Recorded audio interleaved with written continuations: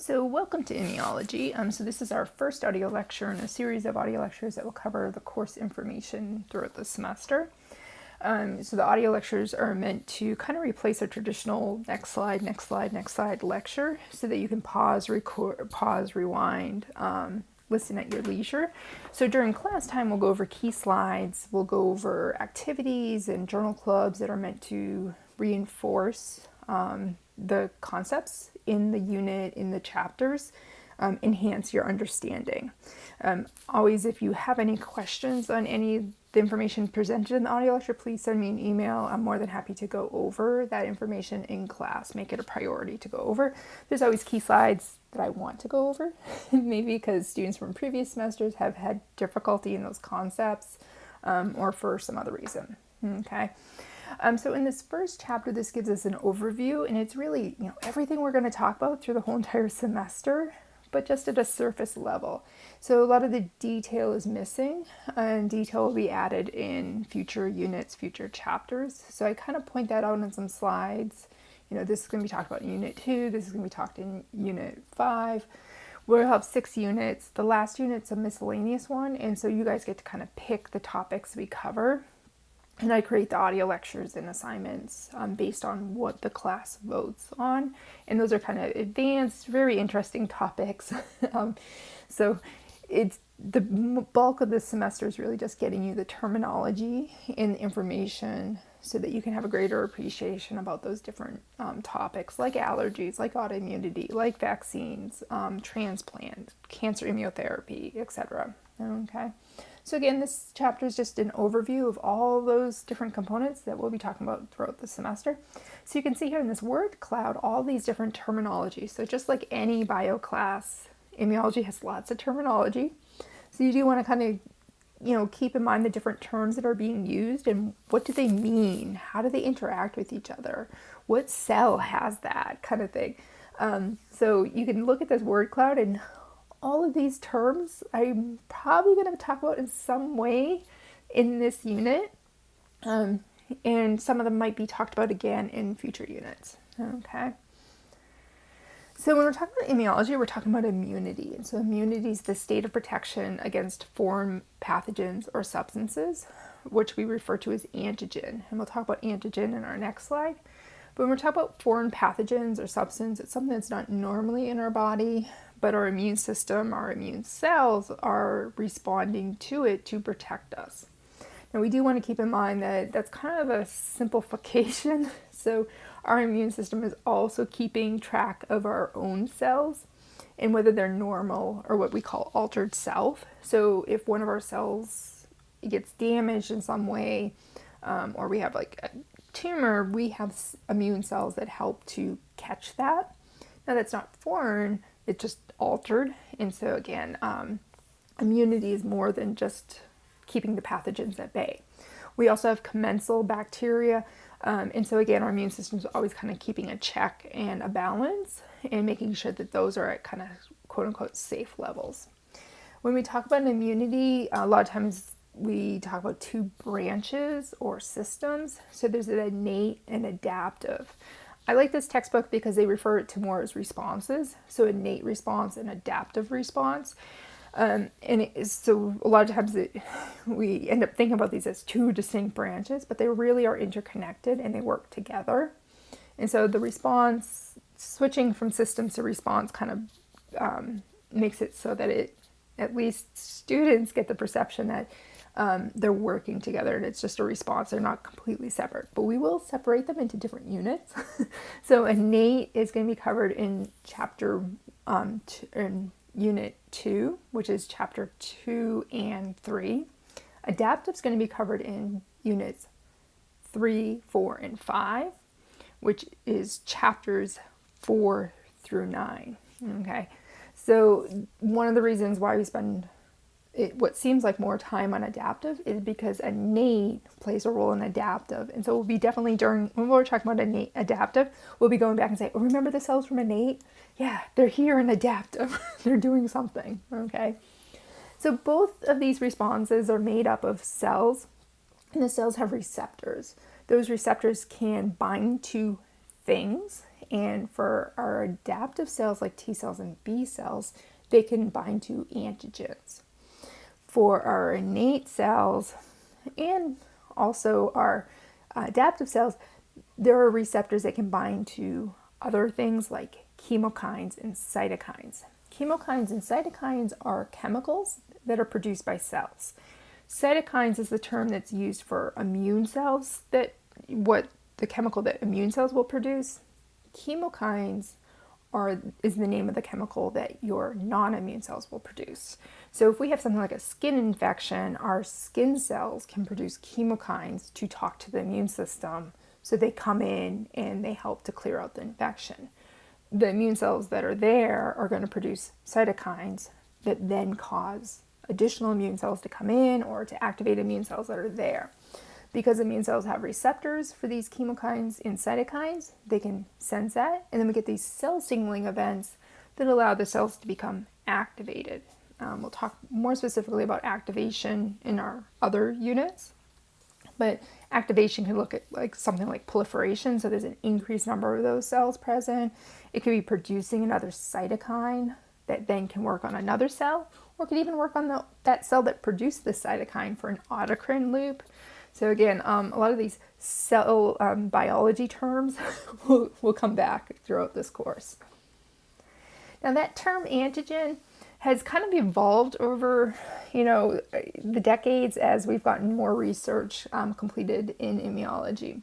So you look below that red line, you'll notice that kind of an older 2001 textbook definition of antigen had it so that antigen comes from generation of antibodies. And so the idea was that B cells produce antibodies, and so an antigen is something a B cell recognizes and then responds to. You'll notice in that definition there's no real mention of T cells. The other thing is historically we always thought of antigens being proteins. So remember, proteins are made up of amino acids. They can get post-translational modifications to them. But again, antigens, historically, we've thought of them as being proteins. So these amino acids were being recognized by B cells. Well, research has shown that antigens can also be recognized by T cells. And it's not always just proteins. So we know there's carbohydrates. There's also post-translational modifications. There's also DNA and RNA that can be recognized by T cells and B cells. So the definition of antigen in the past about decade has really expanded and become a little bit broader. And some students would argue vaguer, but it allows for really a true representation of what antigens are. And so you'll see above that red line some newer definitions. And again, you'll see how it includes, if you read it, it's any substance, any molecule or molecule fragment that an antibody, a B cell receptor or T cell receptor will recognize. Okay. You also notice that there's a couple other terms that are in circles here. So we have immunogen. Immunogen is kind of the same thing as an antigen. Immunogen tends to be used when we're talking about vaccines. So in Unit 6, if we end up talking about vaccines, you'll see how we're going to use the word immunogen as what is being targeted with the vaccine that's being developed. So what does the T cells and B cells recognize? Traditionally use the term antigen if we're talking about something that you're naturally responding to. Immunogen is traditionally something that term that's used a little bit more with vaccines. The other term is epitope. So epitope is a part of an antigen. So again, keep in mind that more research has been done on protein antigens because we knew about them longer. So if you think about a protein antigen, it's going to be made up of all these amino acids. Well, it's not that the T cell or B cell recognizes the whole entire protein, right? Some proteins are like hundreds of amino acids long and actually only recognizes a 10 to 13 amino acid fragment. And that piece it recognizes is called the epitope. Okay. So if you think about this protein, it's all folded up, and in that folding, there's going to be certain residues, certain side chains, certain amino acids that are able to bind to the T cell, B cell receptor because of the way it binds to the MHC. And we'll talk about MHCs later on in the semester, but they're a receptor that immune cells use to present to T cells. And so when you have a piece of the antigen binding in there, again, that's going to influence how it's bound in there is going to influence what the T cell ends up seeing. So the epitope is that portion. And also, as you know, proteins vary between individual species and even individuals within a population. And so an epitope becomes very specific. Those 10 to 13 amino acids, that recognition is very specific. So if there's a mutation, if there's a difference between one species and another species or another individual, it can change whether there's an immune response or not, whether that epitope gets recognized or not. And then the other thing is that an antigen can have multiple epitopes. So it's not that for each protein or carbohydrate, there's only one single epitope. You can have multiple T cells recognizing different epitopes on that antigen. And same thing with the antibodies or B cell receptor. You can have multiple recognition sites of that. All right, so talking about these pathogens, we want to keep in mind that pathogens come in, when we're talking about pathogens, we're talking about infectious organisms that can cause disease. We do also have microbes that are beneficial, so those would be termed commensal. Okay, so a part of a normal organism is to have commensal bacteria, microorganisms. So again, just want to emphasize that not all microbes are pathogens. Some microbes, many microbes are actually commensal, or actually beneficial to the host. And again, our focus is a little bit more on humans, but really if you look at any organism on this planet, there's most likely microbes that are on them, and some of those are commensal, and some of them can cause disease, and the ones that cause disease would be pathogens. So normally the immune system is going to focus on responding to pathogens, but also what we'll look at in the next slide is what happens if we disrupt commensal. What if we disrupt the normal microbes that are present that are actually beneficial? That can cause a shift in what the immune system sees, and that can also cause dysregulation and disorder. My other little caveat here is remember that this is an immunology class, not a microbiology class. So I love microbiology, taught it for over 10 years at the college level. So I'm more than happy to talk to you about microbiology, but this is an immunology class. So when it comes to, assessment pieces, whether they're little assignments, whether it's part of your mini projects, or whether it's part of the exam, just keep in mind that it's great if you know all this information about microbiology. Please definitely bring it in and use it in the course.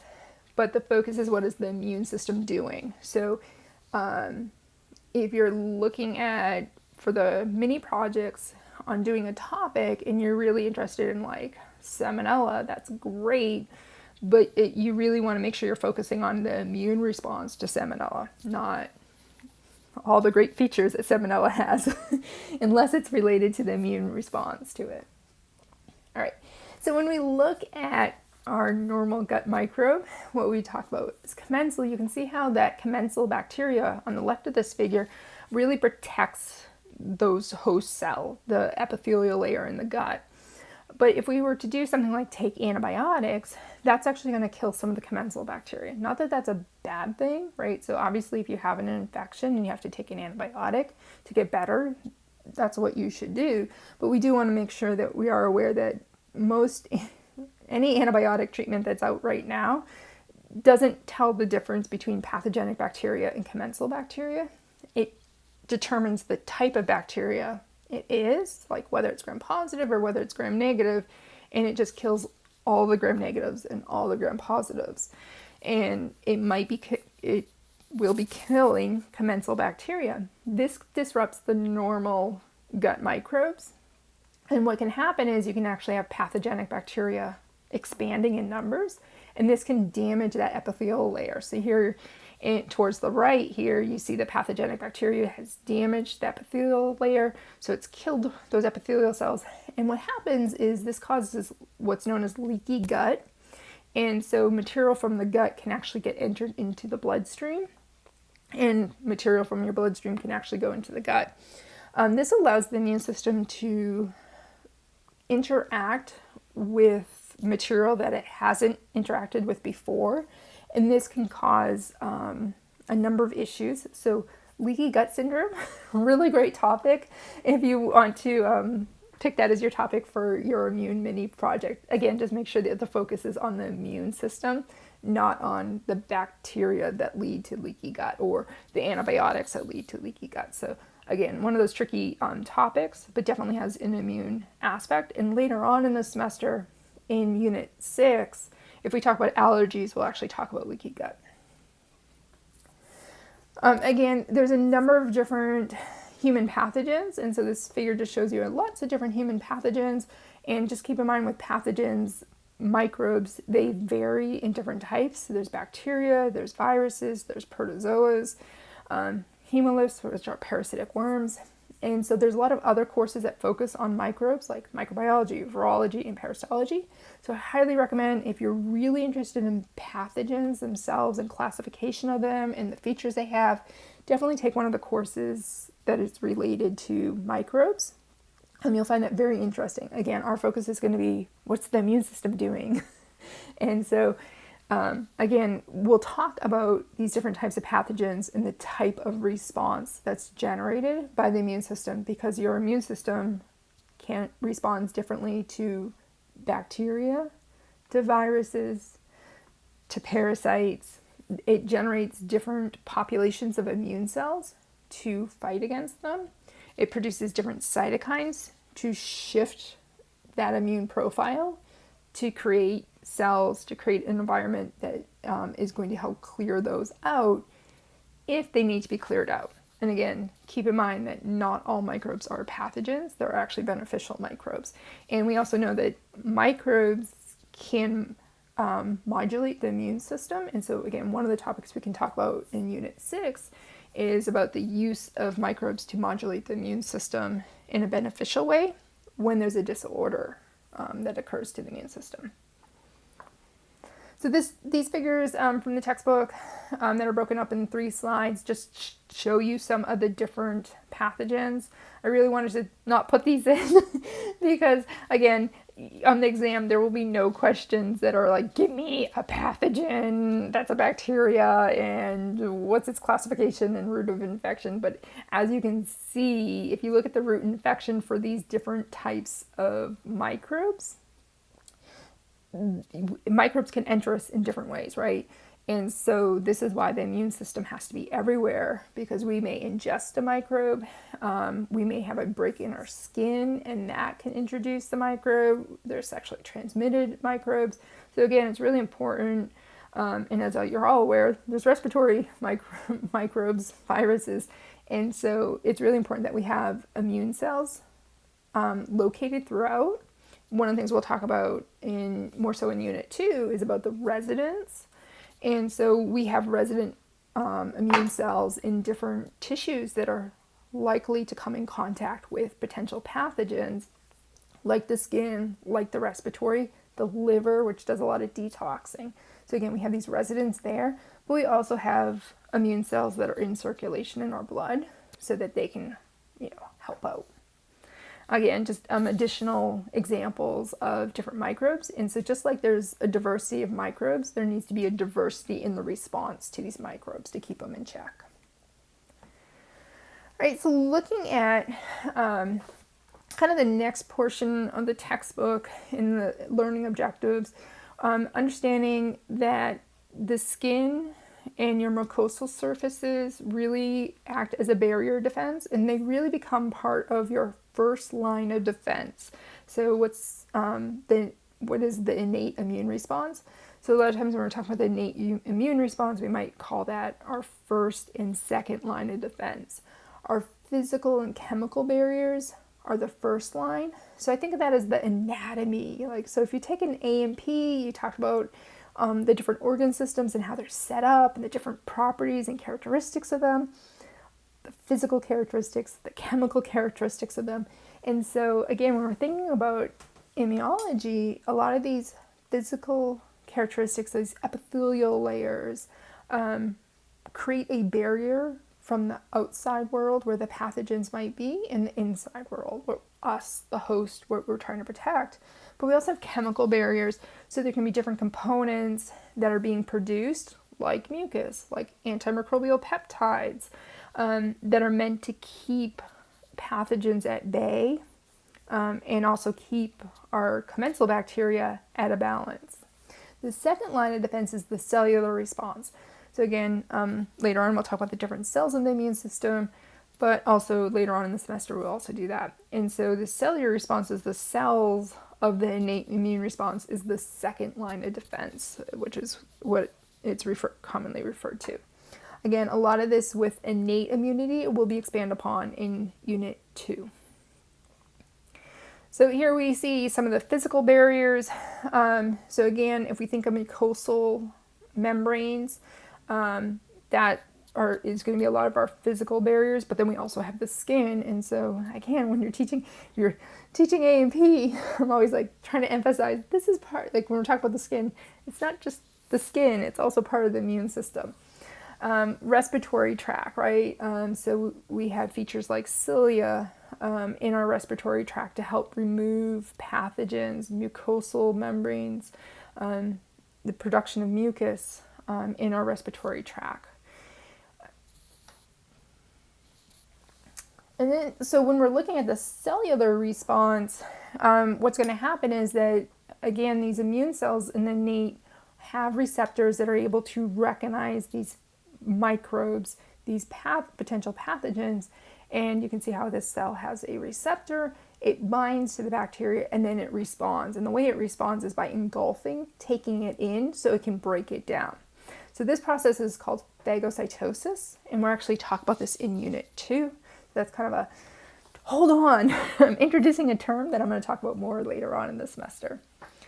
The other term we're going to talk about, and we're talking about cellular processes of innate response, is inflammation. Again, this is a Unit 2 topic that will go into more detail, but here you can see this bacteria has caused a wound on the skin, and so this causes a response by this effector cell, this immune cell, because it recognizes the bacteria has undergone phagocytosis and then produces cytokines, and you have this whole inflammation response in order to repair that tissue back to its normal. So the one thing this figure doesn't show is this, if we had another kind of panel, it would show a return, the wound healing that occurs. And then we have adaptive immune response. So for adaptive immune response, as I mentioned, this is going to be expanded upon in Units 3, 4, and 5. And when we look at adaptive immune system or response, this can be further broken down into humoral immunity, which is the B cells, and cell-mediated immunity, which is the T cells. So we have these two major cells, cell groups that play a role in adaptive immune response. B cells and T cells. Now there's other cells in adaptive. Usually we group those together to call them antigen presenting cells, or APCs. These are really just innate cells that have come over to the adaptive side to present, to show T cells and B cells potential antigens. And again, we'll talk more about that throughout the semester. But if we were to compare and contrast innate and adaptive immunity or their responses, there's stark differences between them. And again, for kind of making it so it's easier to understand and to learn about immunology, we break them kind of apart and we really focus on the differences between them. Again, emphasis, there's lots of crosstalk between innate and adaptive. They work together. If we look at innate response, it's going to be quick. So within hours of being exposed to a pathogen or a potential pathogen, there's going to be immune cells from innate responding to that.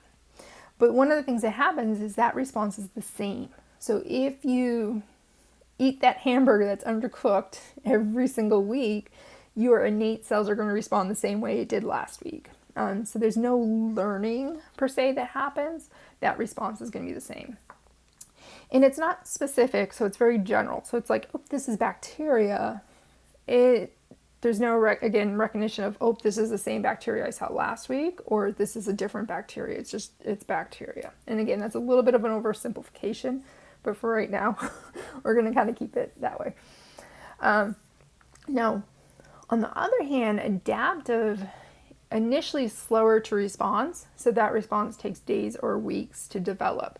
And that's because it relies upon innate to present. So innate first has to get kind of activated, and that then leads to adaptive becoming activated. And if it's the first time it's seen something, it needs to learn in some ways how to respond to that.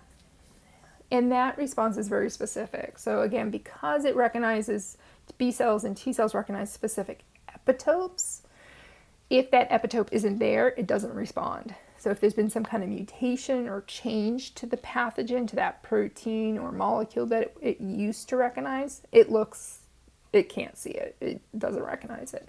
Okay. Other characteristic of adaptive is it improves over the course of the response. So each time, if it's the same pathogen, if it hasn't changed, that response gets quicker and quote unquote better, more robust with each exposure.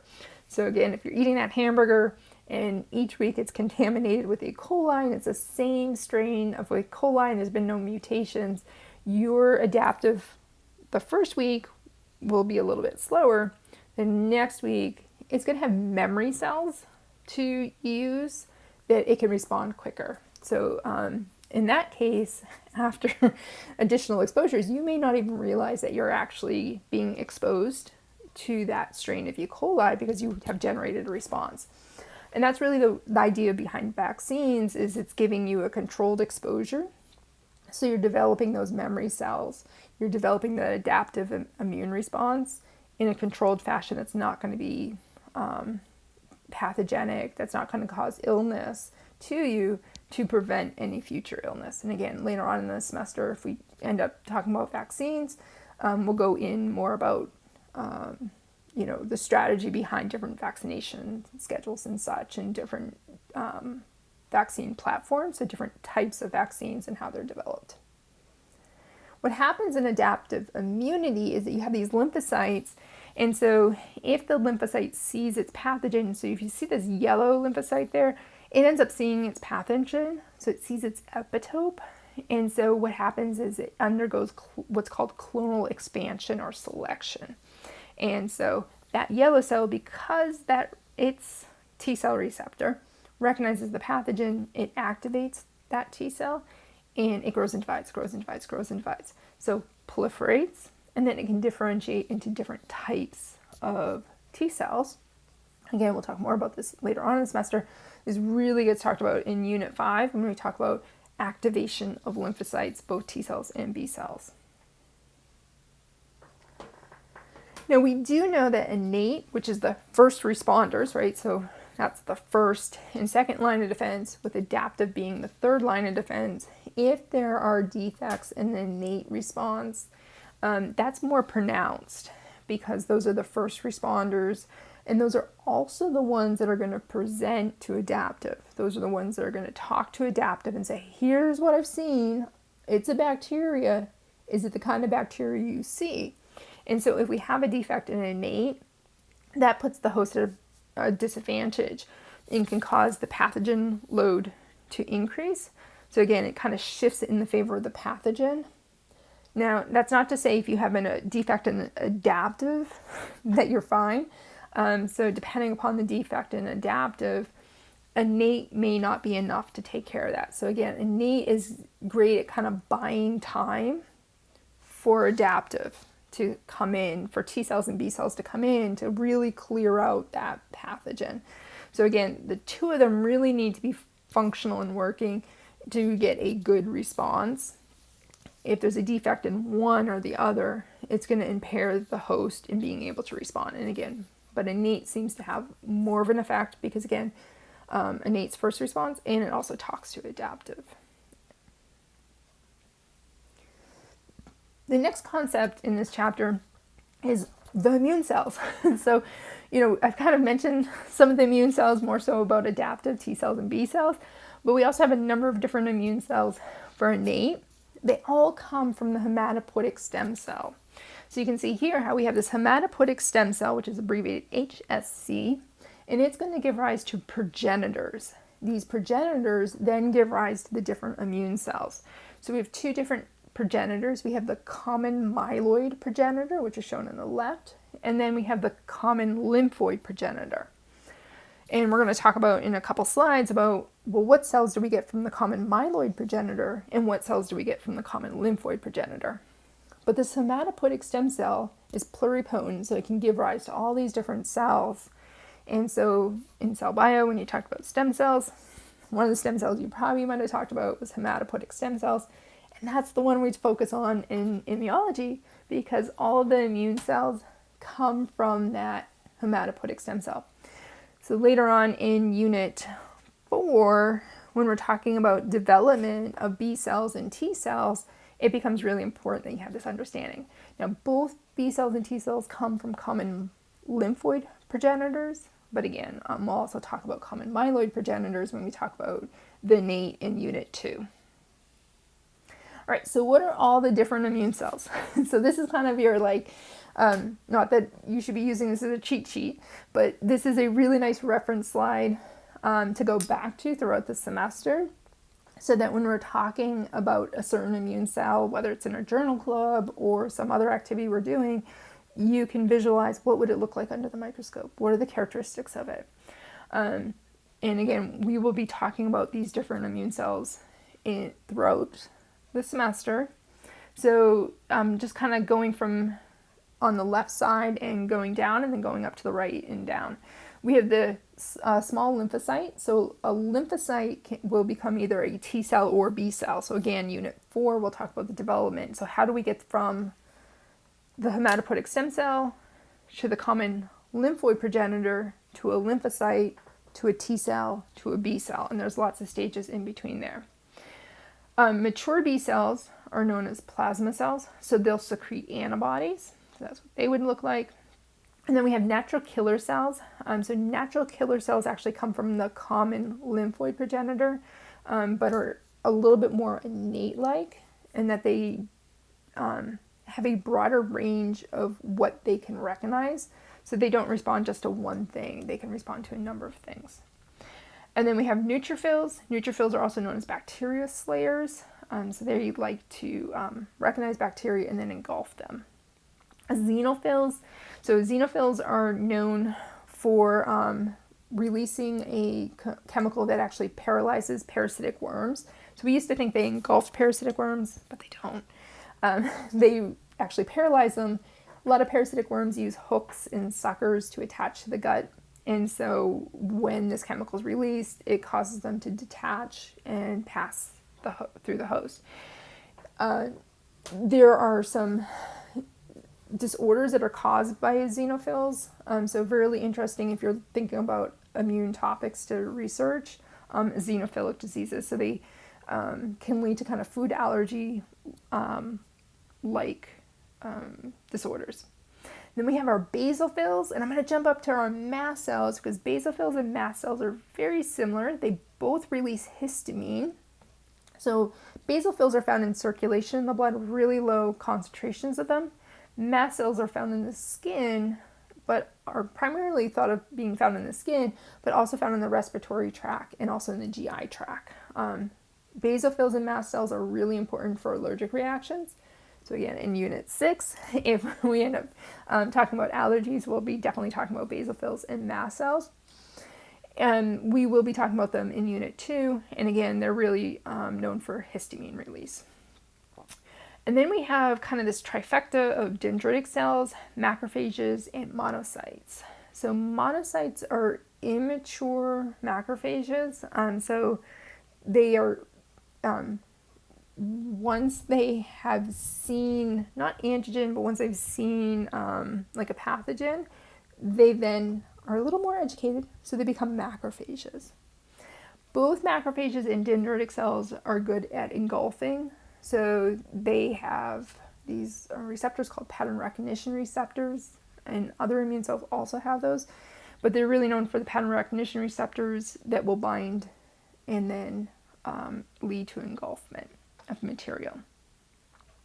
And then we have megakaryocytes. This is going to give rise to platelets. So really important for wound repair. We won't so much talk about them any more than I just did. And erythrocytes are also derived from the hematopoietic stem cell, but they just carry oxygen, so from an immune standpoint, we don't really care about them. Obviously, they're really important. Now, when we look at the development of hematopoiesis, and so hematopoiesis is the process which gives us all these different blood cells, including the immune cells. The site of where this occurs changes during development. So initially it's in the yolk sac, and then it shifts to the fetal liver and spleen. And then by birth, it actually switches over to the bone marrow. So when we talk about hematopoiesis, we're going to be focusing on hematopoiesis in either newborn or adult human, and so we're going to be focusing on hematopoiesis occurring in the bone marrow. So again, later on in the semester, when we're talking about development of these cells, again, we'll be talking about the bone marrow, but be aware that there are other sites that during fetal development it occurs in. So as I mentioned, the pluripotent hematopoietic stem cell, HSC, gives rise to two precursors or progenitors, and that's the common myeloid progenitor and the common lymphoid progenitor. So this slide focuses on the myeloid. So when you think myeloid, I think innate. So the cells that the myeloid gives rise to for the immune cells are going to be innate cells. It also gives rise to the megakaryocyte and erythrocytes. Again, really important, but not the focus that we're going to talk about in this class. When we look at the immune cells that are given rise by the CMP, a common myeloid progenitor, you're going to see that there's different lineages that can give rise to the different cells. And as we just talked about in the previous figure, we have the neutrophils, eosinophils, basophils, macrophages, dendritic cells, and mast cells. So in Unit 2, we'll talk more about these cells and their types and a little bit about what they do. So again, you just want to kind of start to get accustomed to these different cell types. And again, the idea that those are more innate cells. These cells can become antigen presenting cells, so they have adaptive purpose. But again, focus on them for innate for right now. And then for our common lymphoid progenitor or precursor, so CLP, that's going to give rise to our B cell. Right here you see that there's like one single type of B cell. Just be aware that there are different types of B cells. So you would have along that arrow, there are different stages of development to get to a B cell, but you also have memory B cells, and then even within the memory B cells, there are subsets of that. There is your plasma cell that is going to be secreting antibodies. So again, I like this textbook because they emphasize the different types of other cells, so T cells and innate lymphocytes, but they kind of lack giving you the information about B cells. So you also notice, so focusing on the T cells, you'll notice that there's precursors for the T cells, and then we get these CD4 T cells and different subsets within those. So those would, in a lot of textbooks, just talk about helper cells, but there are T regulatory cells, and then there's subsets of helper cells. So you can see that there's TH17 or T helper cell 17 subset, TH2, TH1. So again, and again, this is not all the different subsets that there are. I don't expect at this point, and even later on in the semester, that you know every single subset of T cells, because literally, every semester there would be new ones to add to that. Then we see our CD8 T cell. So this is sometimes referred to as a cytotoxic T cell. And this cell is going to go out and actually target our target cell that's producing the antigen. Our helper cell is going to regulate our helper cells are going to help other immune cells to become activated to do their job. Our T regulatory cells, I always refer to those as nannies. They're going to keep other cells at check. And then we have our innate lymphocyte cells, or innate-like lymphocyte cells, abbreviated ILC. So we have a precursor to that, and then we have different types of those cells, and we also have natural killer cells. So these cells have more innate properties in that they respond to a broad range of molecules. They're not specific to a single epitope.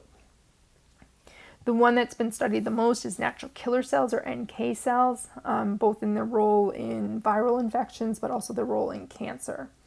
There are additional subsets of these cells, and again, this is another area where this gets expanded upon like each semester. So it used to be like one group, and now you can see in this textbook there's like 4, and if you went to like hot off the press, there's additional ones too.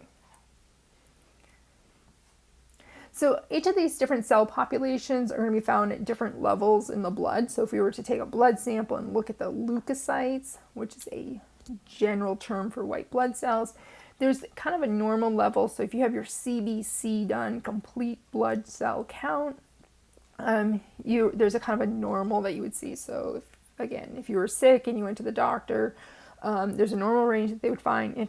If there's a certain elevation of a type, that might give insight in what the illness is. So if there's an increase in neutrophils, this would lean towards a bacterial infection. If there's an increase in xenophils, that would lead towards a parasitic infection. Increase in basophils, an allergic reaction. Lymphocytes, if there's a decrease in lymphocytes, that might indicate some kind of deficiency or defect. Something like a viral infection like HIV, if there's a decrease in lymphocytes, and more specifically the CD4 population. Some of these cells will have certain locations that they're going to be found. So when we're looking at blood levels of certain cell types, keep in mind that depending upon where the infection is, the cells might be at the site of infection. So that might cause lower levels in the blood. But what happens with neutrophils is that they're going to be stored in the bone marrow, and then when there's an infection, they go out into the bloodstream, and then they'll go to the location. But they're going to be expanding in numbers, and so they tend to be at a higher population in the blood, but they would also be present at the site. Some of the journal club papers we'll look at later on in the semester, one of the things they'll talk about is that sometimes when we look at the blood, again, the immune cells might be at the location where the infection is. So we'd actually have to do a biopsy of the site of infection to maybe get a true indication. But again, based on historical information, sometimes clinically we'll use that data to understand. And we want to keep in mind that when we're talking about different receptors on cells, they can change the expression of these receptors depending upon what pathogens are present. So they can increase, or sometimes pathogens will cause them to decrease the expression. So viral infections will actually cause a decrease in MHCs on the surface of immune cells because it's less likely for them to be the virus to be detected then. But generally what's going to happen is that the immune cell is going to use these receptors, and when it senses it, we can get different responses such as engulfment. So on the left side, what we're seeing is phagocytosis again. On the right side, we're seeing the response being cell signaling events where we get the productions of cytokines. So again, depending upon the pathogen, depending upon receptors are bound, we can get different types of responses from them, from the cells. Now, when we look at adaptive immunity, B cells and T cells are going to have receptors that recognize the antigens. So immunoglobulins or antibodies or B cell receptors are terms that are used when we're talking about the receptors that are present on B cells that recognize antigen. T cells, they just have T cell receptors. And again, this topic is going to be expanded upon in Unit 3 when we talk about specific receptors that lymphocytes have and the receptors that they interact with. You can see the differences between the B cell receptor and a T cell receptor. So on the left side, we have our B cell receptor.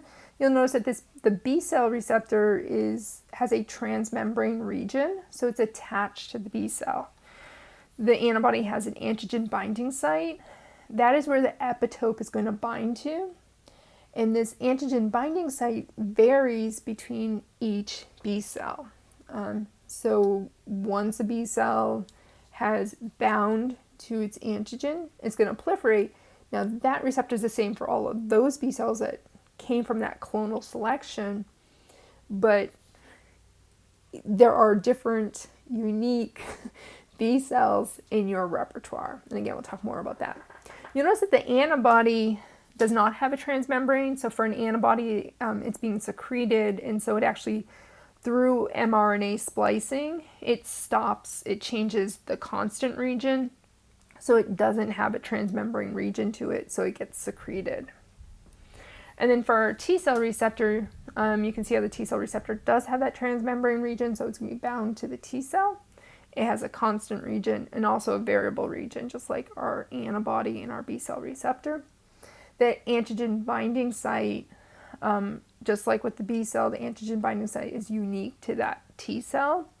So any clones from that T cell would have the same receptor, but then also if we look at all your T cells that you have, your repertoire, they would have unique receptors with unique antigen binding sites. When we look at B cells and T cells, when they become activated, when they bind their antigen, they divide and then they differentiate into different effector cells. We also have innate cells like the natural killer cells and the innate lymphocyte cells that also have effector function. Just to point that out, because that comes into play in the next slide, the next figure. Okay, because these receptors, the B cell and T cell receptor, have different antigen binding sites, they're able to recognize a wide, diverse array of microbial antigens. And again, this information is going to be expanded upon for the innate cells in Unit 2, and then for our T cells and B cells in Unit 5 when we talk about activation. So here you can see different lymphocytes, both in the innate, because again, technically natural killer cells and innate-like lymphocytes are lymphocytes. So you can see the different functions they have, that they play. Also, you can see the cytokines that they're producing, and then you can also see that we have adaptive cells that have similar roles. So we have the CD8 T cells. Again, they're going to be cell-mediated. They're going to go out. They're cytotoxic, so they're going to go find the cells that are infected by viruses or the bacteria, and they're going to go off and kill them, similar to like the natural killer cells. For our Th1 CD4 cells, they're going to be really responsible for inflammation, macrophage activation, extracellular infections such as bacteria. And our ILC1 are the ones that have a similar response to that as them. And then we have additional helper cells. And again, we'll talk more about these later on in the semester in Units 2 and Unit 5. Now, the way that we activate T cells is through interaction with MHCs. And so B cells can become activated through their B cell receptor and with T cell help. So activation, again, we'll talk about that in Unit 5. Activation of B cells is not so receptor MHC dependent, where with T cells, they need to be presented on MHCs. There's two different types of MHCs. There's class 1, so you can see class 1 has one transmembrane domain. And then there's class 2, and you can see how that's two transmembrane domains. And again, we're going to talk more about MHCs in class 3, so it's okay if this goes over your head. It's just to kind of introduce you to this. So CD8s will bind to MHC class 1 through their T cell receptor, so you can see how that kind of makes a sandwich with our antigen in the middle. And they also have co-stimulatory, co-stimulatory molecules. So this isn't even showing the complete picture of activation of the CD8 T cells or the CD4 T cells. You can see for CD4 T cells, the helper, they're going to interact through the MHC class 2. So again, you can see the sandwich made between the T cell receptor and MHC class 2 with the antigen in between, and then CD4 is stabilizing those interactions. And again, we'll talk more about this structure that we call the immunological synapse later on in the semester. Now, with B cells producing antibodies, B cells can have, antibodies can have different functions. So they can inactivate or eliminate the pathogen. And just to complete picture, antibodies can also cause an activation of the immune response. So this is always, having antibodies present can have different functions. So different classes of antibodies have different roles. So through research, we know that different classes of antibodies play a role in different disorders and diseases. So such as IgEs play a role in allergies, IgAs play a role in mucosal immunity. And so again, and we'll go and talk about additional classes of antibodies in Unit 3 later on in the semester. But when we're talking about the different functions of antibodies, you can see here in this figure how we can have antibodies that can lead to neutralization. So it can bind to the antigen, it can lead to uptake of those complexes and destroying of those. We can also have antibodies that lead to opsonization, which is going to lead to the clearing of that. There's additional antibody-mediated mechanisms, different effects that antibodies can have, and again, we'll talk more about those in Unit 3. All right, so next we want to talk about some of the organs that are involved. So where are all these cells hiding? Where do they go to either develop or to become activated? And so that's when we're talking about lymphatic tissue or lymphatic organs. That's what we're talking about. So when we're talking about the lymphatic system, it's working hand in hand with the immune system. So again, in A&P, a lot of times when you talk about the immune system, you also are talking about the lymphatic system. A lot of times the lymphatic system kind of gets cut out, so we can talk about the immune system. But they really go hand in hand because your immune cells are going to use the lymphatic system as a place where they can interact with each other, show antigen to lymphocytes, also where these cells can develop. So think back to our hematopoietic stem cell. It's going to be found in primary lymphoid tissue, such as the bone marrow. And then also the thymus is another site of development. So hematopoietic stem cell is going to be found in the bone marrow, but those precursor cells can move to the thymus to develop into T cells. So in Unit 4, when we're talking about the development of lymphocytes, we'll talk about primary sites being bone marrow for B cells. And for T cells, the development begins in the bone marrow and then continues in the thymus.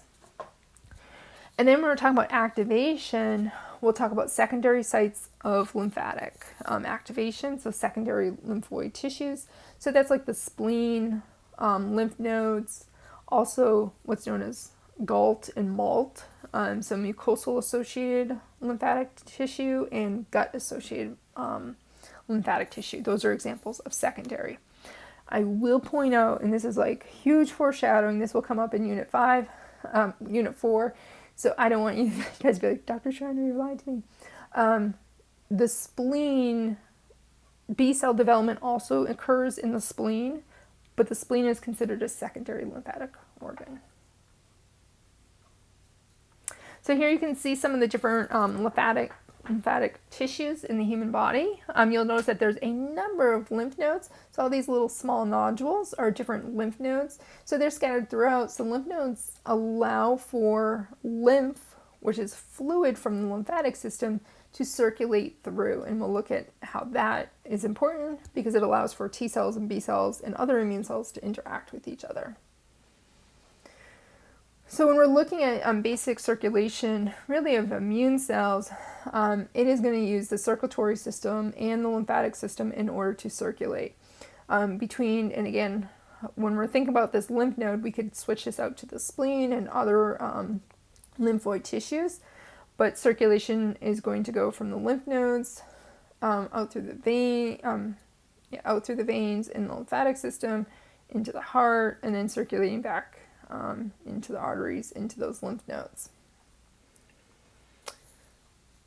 And so those different lymph nodes that are scattered throughout the body allow for, again, lymph to flow through. So the reason why those are scattered throughout is so that different organs and areas around them, the lymph can drain to, the fluid can drain to, and again, allow for immune cells to interact with each other. And so those interactions in lymph nodes and lymphatic tissues, we're going to see circulation of that lymph coming in through the afferent. So A comes first in the alphabet. So it enters in through the afferent vesicle. And then it's going to take that lymph and any of the material that's been picked up in the lymph, which could be pathogens. There could be additional immune cells coming in with the lymph. And it's going to be able to interact with these germinal centers and the T zones. And then it'll end up draining out. So the lymph at this point, the fluid has been cleared. So the cleared lymph can leave through the efferent lymphatic vesicle. So E comes later on in the alphabet. So it comes in through the afferent and exits through the efferent lymphatic vesicle. So that's important. That's why I'm stressing that. So that lets you know how the direction of flow through the lymph node. You'll also notice that there's always more afferent vesicles than efferent vesicles. So this allows more lymph to flow in. It causes longer time for the lymph to be in the lymph node or that lymphatic tissue so it can interact with those immune cells. So in these germinal centers, we're going to have a lot of B cells. In that T zone, we're going to have T cells. And so these immune cells that have been out in circulation, coming back from whatever organ this draining lymph node's near, these can be macrophages, these could be neutrophils, and they're bringing potential antigens back to this site where we have these T cells and B cells, and they can present to them, and if the T cell or B cell sees its epitope, it becomes activated, and then it's going to leave to the efferent, and because this is a draining lymph node, it knows where that source, and using chemokines and cytokines, it knows where that source came from. So this image gives you this figure, just like the other figures looking at lymphatic tissues, give you kind of a cartoon simplification, and then what would it look like underneath the microscope. So again, this is kind of showing you what I was just talking about. We're going to have these immune cells are going to be at the site where there's an infection or there's some kind of damage, and so they're picking up material, and that material, they're going to bring that material back to the lymph nodes, where they can then show and present this information to T cells and B cells to activate adaptive. Here in the spleen, you can see how we get these germinal centers created where we're going to have B cells. We have an area where we're going to have T cells present, and again, so very, very much kind of the same kind of setup that we see in a lymph node, but to a different scheme for the spleen. And then the other secondary lymphatic tissue is what we had referred to before, MALT and GALT. So MALT is mucosal-associated lymphoid tissue, and GALT is gut-associated lymphoid tissue. I forgot the D on that slide, a little typo there. And so just keep in mind that GALT is an example of MALT, but not all MALT is GALT, right? So other examples of MALT, mucosal-associated lymphoid tissues, would be like the tonsils. So the tonsils have a very similar setup like a lymph node, like pilar patches in the gut, but those are a different type of mucosal associated lymphoid tissue. GALT is the pilar patches. Those are these clusters, these almost germinal centers that are found in the gut. So it allows you to have immune cells present, because where do we find a lot of potential pathogens? In the gut. So we want to have immune cells present so that if there is any kind of pathogen, we can have a quick response right there. This shows you what GALT looks like. And so again, they're very much like little germinal centers scattered along the gut. And you find high populations of these where we have the pilar patches. So we can see the lymphatic tissue on the right side, looking at actual tissue. And again, it has a lot of that characteristics that we would see in a germinal center, where we have B cells present, and then we have T cells surrounding that. And then we'd also have dendritic cells and innate cells that can present antigen. And again, keep in mind, if we have something like leaky gut and there's a disruption in this epithelial layer, that's going to make it more likely for these immune cells to be able to interact with that material and then respond to it. Normally, these dendritic cells have to kind of stretch their dendrites out, or they're checking, kind of laying surveillance in case some kind of pathogen can cross over. All right, so like I said in the beginning, if you have any questions with this audio lecture or any of the concepts, terminology, or anything that was talked about, please definitely send me an email. Make sure that I address those questions during class, any of our class time. All right, thank you very much for listening.